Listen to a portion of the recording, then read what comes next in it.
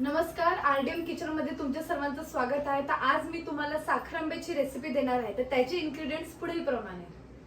साखर आंबा बनवण्यासाठी आपण 2 किलो तोतापुरी आंबे घेतलेले, त्याची साल काढून घेतलेली आहे।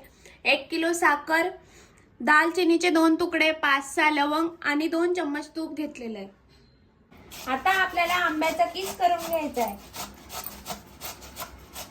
आता आपला आंबा किसून रेडी आहे। चला तर आता आपण सुरुवात करूया साखर आंबा बनवायला। आता आपल्याला कढई घ्यायची आहे। कढई गरम झाली, आता आपण त्यात तूप टाकून घेऊया। आता आपल्याला त्यात आंब्याचा किस टाकून घ्यायचा आहे।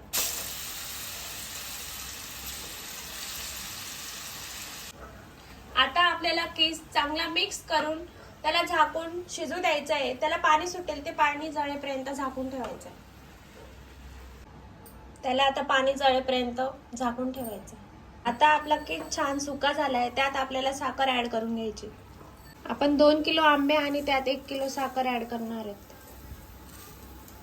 आता आपल्याला साखर चांगल्या प्रकारे मिक्स करून घ्यायची। आता साखरेचं खूप पाणी सुटेल, ते पाणी जळेपर्यंत परत झाकण ठेवून द्यायचंय आणि त्याला 2-3 वेळे बघत राहायचंय, नाहीतर ते खाली लागून जाईल कढईला।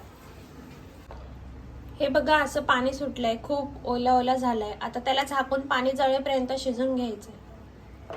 पाणी बऱ्यापैकी जळून गेलेलं आहे। आता आपण त्यात दालचिनी आणि लवंग मिक्स करून घ्यायची।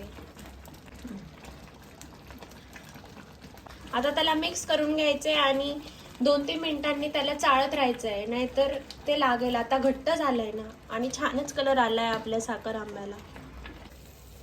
आता आपला गोड आंबा बनवून रेडी आहे। त्यात आपण इलायची पावडर मिक्स करून घ्यायची।